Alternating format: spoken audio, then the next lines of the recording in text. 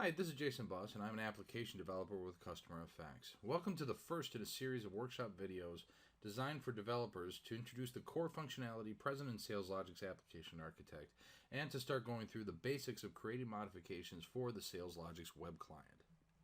The first item we'll be looking at in SalesLogic is the Project Explorer. The Project Explorer contains the entity model, the portal manager, the bundle model, and the mashup model, and is where we'll be performing most of the customizations that I'll be going through during the course of these videos. In order to see the Project Explorer, if not already available, you can look under the View menu where we have the item there, or you can select Control-Alt-E on your keyboard. Now that we're looking at the Project Explorer, let's take a look at a couple of the items stored there. The first item is the entity model. The entity model allows you to manage your customizations through the creation and management of packages. Entities contain various objects including business rules, relations, and forms, which can then be added to pages and deployed to your web client users. The next item we'll take a look at in the Project Explorer is the Portal Manager. The Portal Manager can be used to edit and add predefined and custom pages, portals, and support files, navigation items, smart parts, modules, and service information to configure and customize your portals. If we look in the Portal Manager, we'll see items such as SalesLogic's, SLX Mobile. These represents the individual websites that can be published through the SalesLogic's web client. The next area available in the Project Explorer is the Bundle Model. The Bundle Model allows you to create and manage bundle manifests containing changes that you have made to the SalesLogic's web client. You can then use these bundle manifests to apply your changes to other systems. For example, if you had a test system where you're doing your changes and then had a production system once those changes were approved. The final item in the Project Explorer is the Mashup Model. The Mashup Model allows you to create and manage mashups, which are data objects generated by fetching and transforming data for use in advanced visualizations of data in the web client. For example, the account timeline in SalesLogic's is driven by an account timeline mashup. Now that we've finished taking a look at the items in the Project Explorer, let's move on and take a look at the Virtual File System Explorer in Application Architect. This is available under the View menu or by typing Control-Alt-F on your keyboard. The Virtual File System is a representation of a file system in the database. While the interface looks and works like a file system, the files in the project are actually stored in the SalesLogic's database. Using the VFS Explorer allows you to include supporting files into the database itself. The VFS Explorer also allows multiple developers to store and generate web application files simultaneously without compromising the work of other developers. If you're using source control, your changes would not be affected until other developers had checked in your modifications. You also have the ability to create a copy of the current virtual file system. You can use multiple copies of the virtual file system by multiple developers so that they each have the ability to perform customizations in their own workspace without interfering with each other's efforts. In order to make a copy of the virtual file system, we'll need to take a look at the Project Workspace Manager, which is available under the View menu or by typing Control-Alt-W on your keyboard.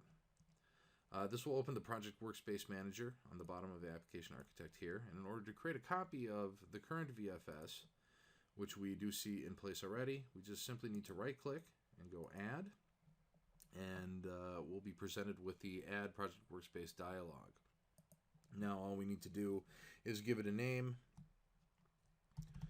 I'll just call this Project Workspace Local. And we'll give it a working path. I haven't set up a path for this yet, but I'll just throw this directly on C, and I'll just call this SLX changes.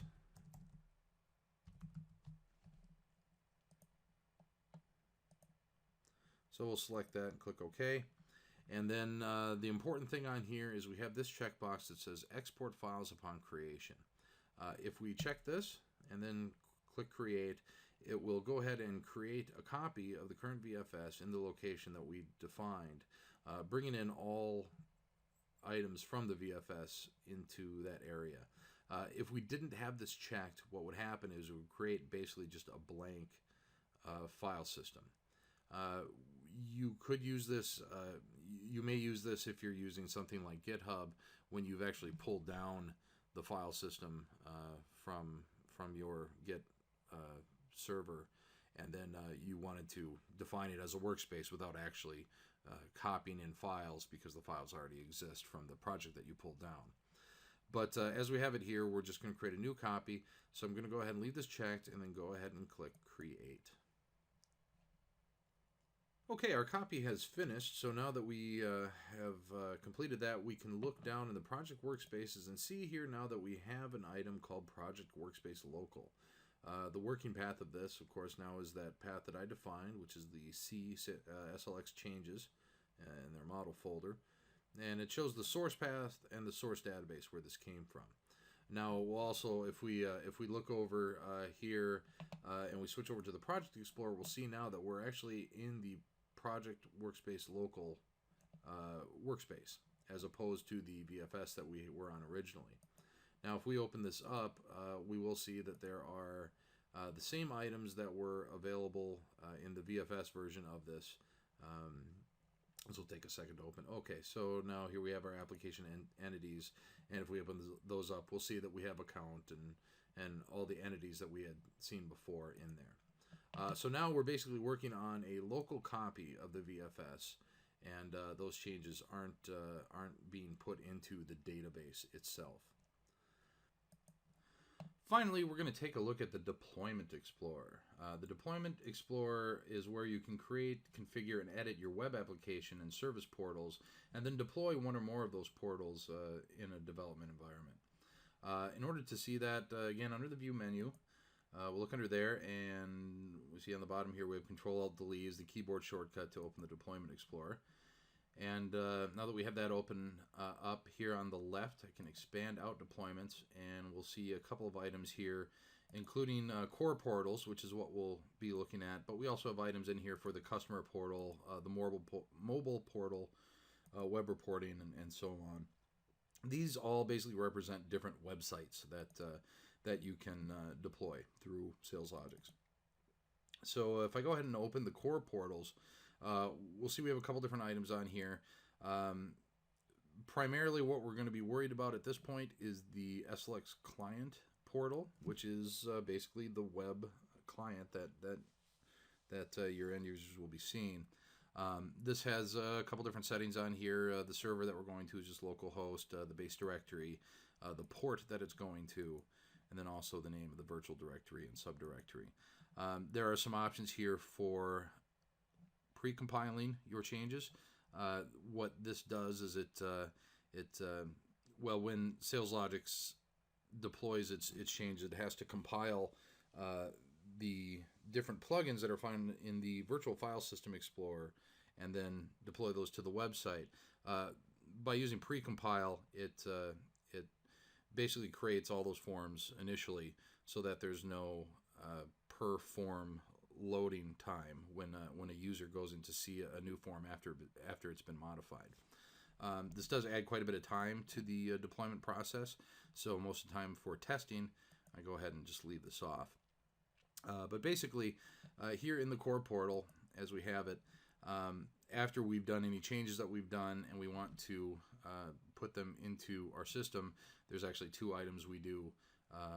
First, we build our web platform, which basically applies any of the changes that we made to the VFS that we're working on, and then deployment, which takes the files from the VFS and then ports them over to the web server itself.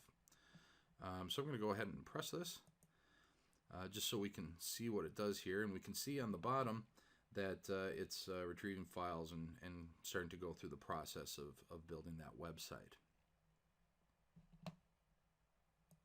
Okay, now with our website deployed, I will be bringing this video to an end. Thank you so much for joining me.